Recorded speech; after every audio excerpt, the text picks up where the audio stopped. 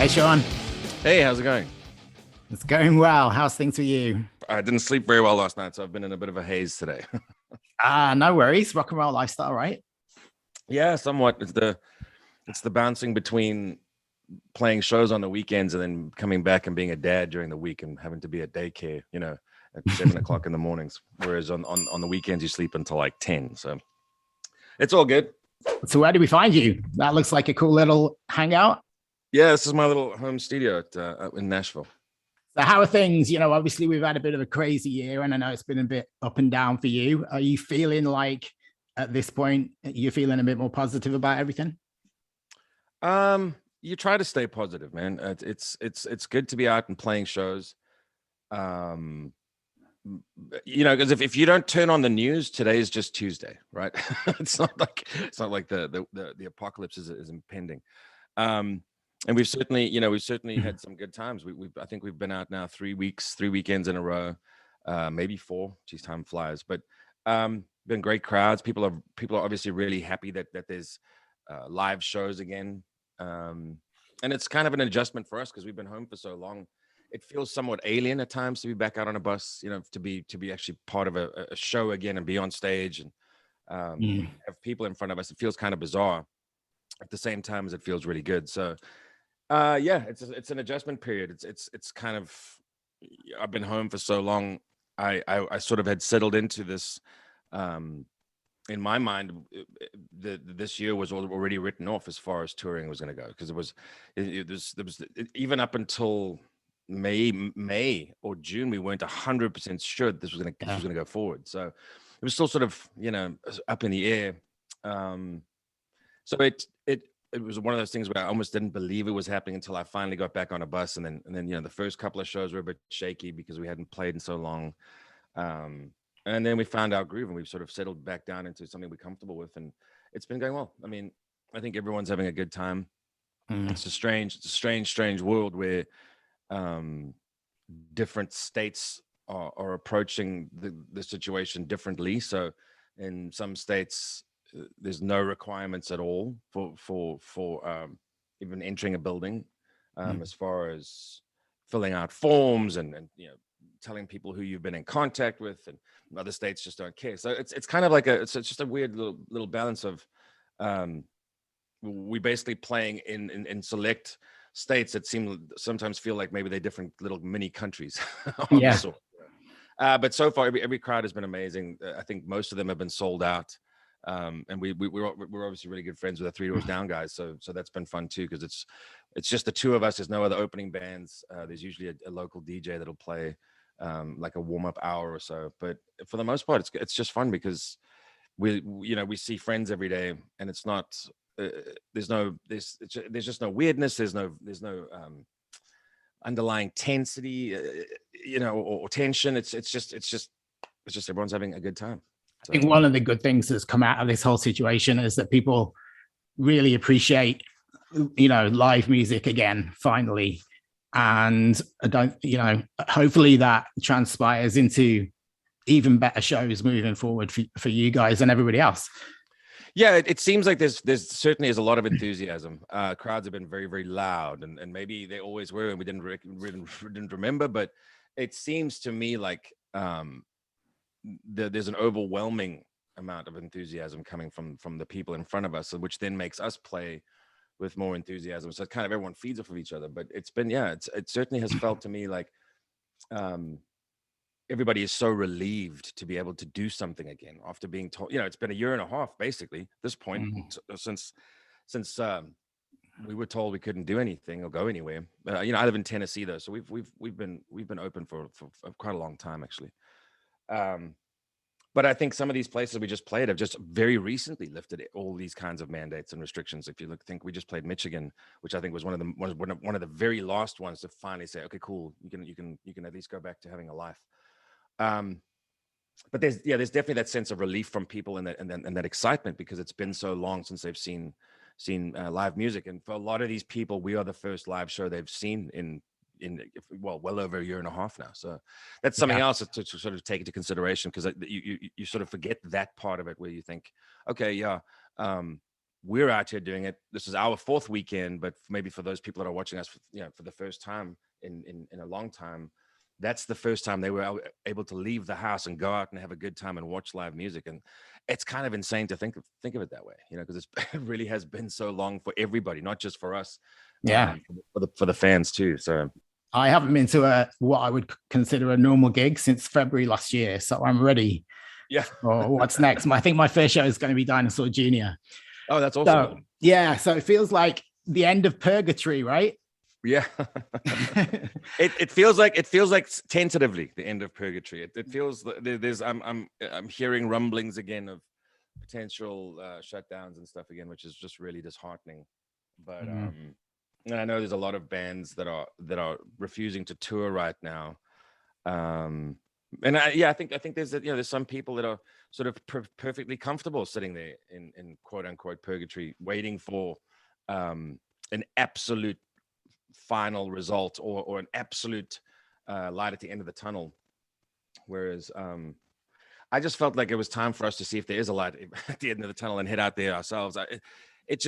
There's only so much I could take, mentally, sitting at home for all this time with an album done and usually putting out an album, you've been on the road at least a month prior to its release. This time it was almost a year later that we got to start touring an album, which has never happened for us, So that's where that whole Purgatory idea came from, because it was like, dude, we're just sitting here treading water, and how long can we keep our heads above the water, Yeah. So it's been a year since the album came out. It's been really, really well received. And now you've got this EP coming out. Well, yeah. they just came out, Wasteland, the Purgatory EP, fittingly. What made you want to put this release out right now? What do you think is adding to your catalog? Well, we kind of wanted to bolster the single Wasteland a little bit as well, because it's my favorite song on the album. It's our new single. We've had great success with the first two, and maybe adding a little bit extra to this one might give it a little bit more I don't know, more of a push, make it feel like it's not just another single from an album. Maybe it's got its own little standalone EP going on. But when we recorded the album, we did 21 tracks in total. And when it came to picking the track listing for the album, that was really, really difficult to do. It felt almost impossible. So we finally settled on the 13 tracks that were on there.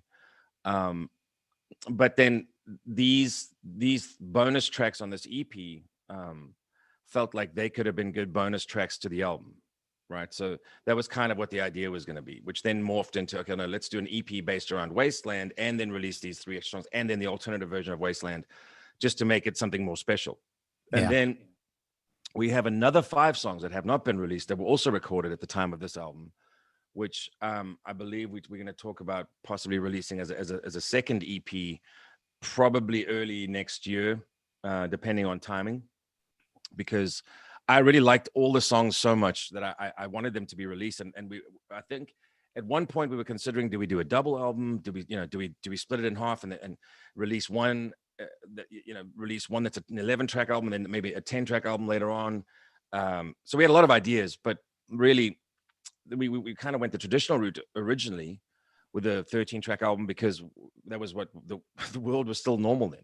You know what I mean? It was still like, it's like, hey, we're gonna go out on tour, we're gonna start in May, and then obviously we all know what happened. So then releasing the album in itself was weird, but almost a year has passed now since then, and I think it's because we have lived and now live in such a digital time where mostly music or digital content, on all the social media platforms, which everyone knows I love so much.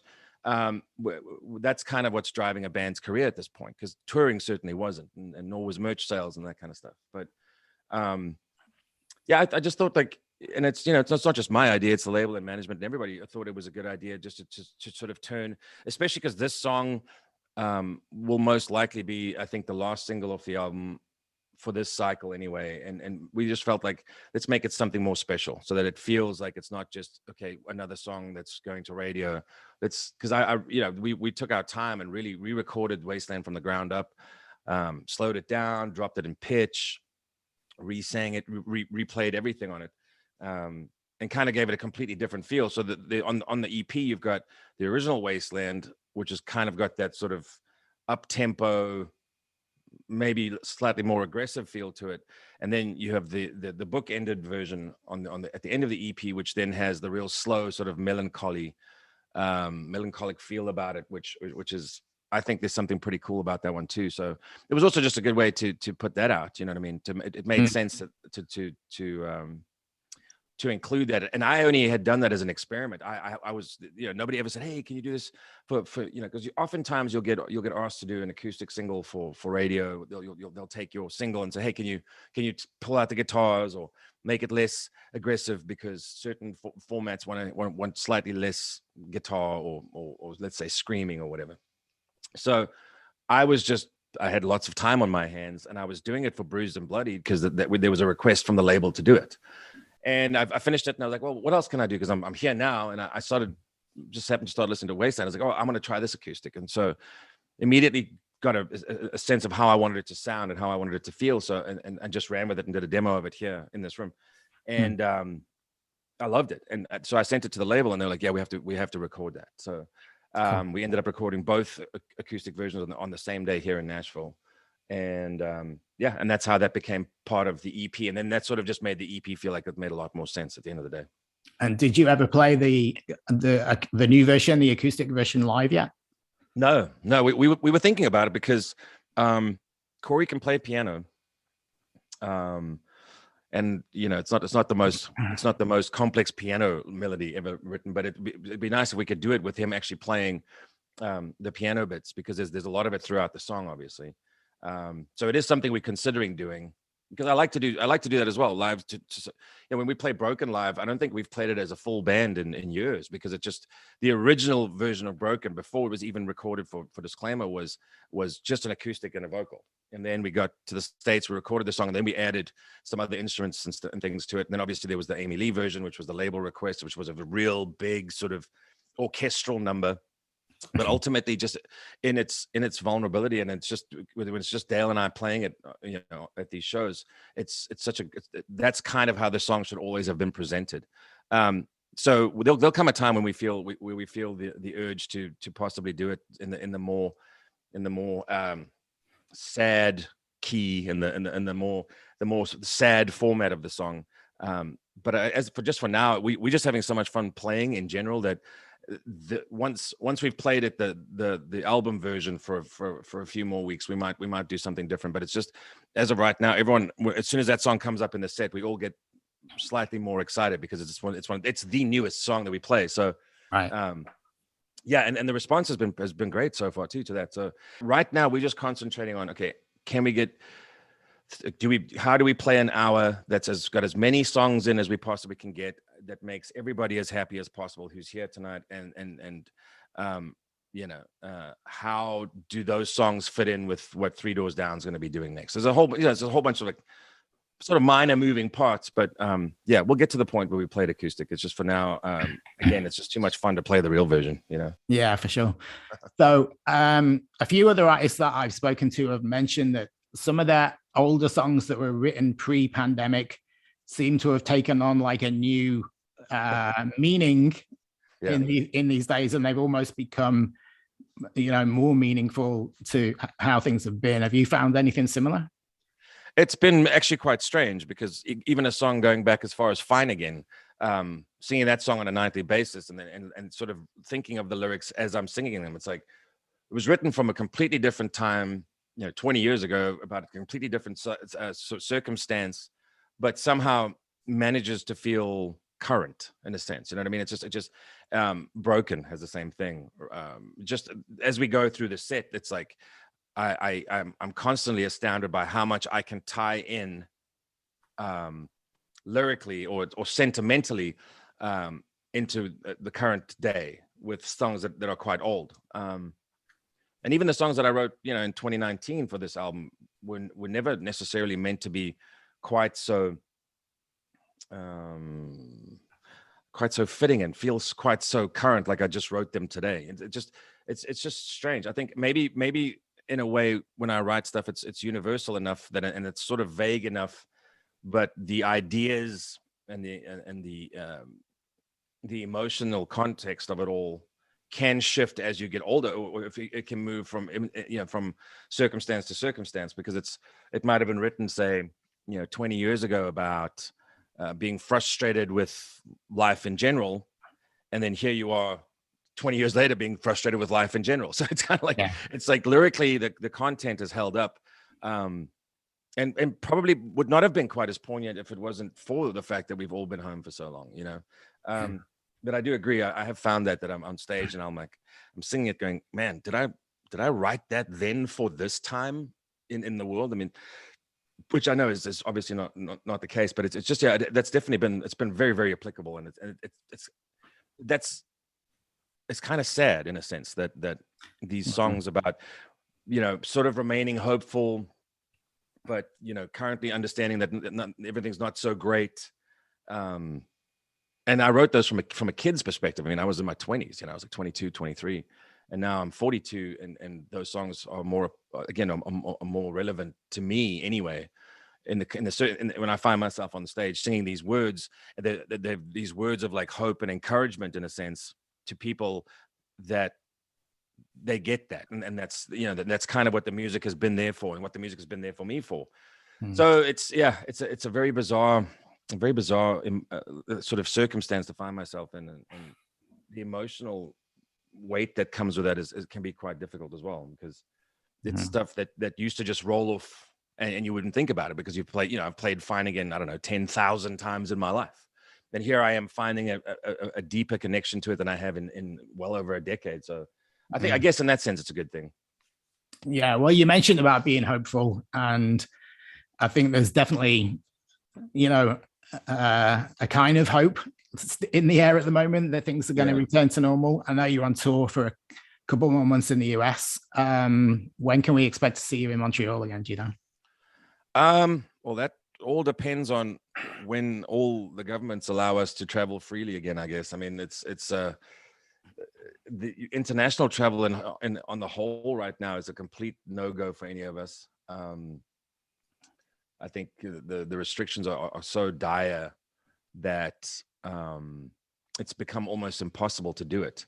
And the idea that if we have to cross a state line and then quarantine for 2 weeks in a hotel before we can play a couple of shows, it becomes very expensive because there's a lot of hotels to pay for. You know what I mean? Sure. So it's like that's the other side of the touring life that people don't necessarily always pay attention to. But there's a lot of people to pay salaries to, and hotels and buses and all that kind of stuff. So unfortunately, not anytime soon. But there's always hope that come what we hear from the powers that be are. Look, there's not much touring left for this year. We hopefully work on a tour for us, for another US tour in November and December. We don't know if that's even a possibility. Then come winter, I think there's going to be a big shutdown. I think the soonest we'll even be able to sort of really look at touring again properly, and maybe even doing Canadian dates, will be summer of 2022. And then people have even said as late as the fall of 22 or the spring of 23. It's because the goalposts keep shifting. We don't really know what's going on, right? So it's like, I wish we could say definitively, because my entire life has been, you finish an album and go, cool, management takes they go to the agent, and the agent books all the shows, and they come back and say, okay, here's what you're doing for the next 6 months. And we don't have that now. We don't have anything beyond, as of right now today, we don't have anything beyond that last show in October. So we can't even book any things in advance anymore. Well, at least we have new music from you to keep us going in the meantime. So thanks for that, at least. Thank you. And we will look forward to seeing you back when you can come to Canada and make it back to Montreal. And thanks very much for spending some time chatting with me today. And no worries, man. We look forward to seeing you in a room with lots of live music and sweaty buddies sometime soon. We'll look forward to seeing you too, man. Thank you so much. All right. Thanks, Shaun. You take care.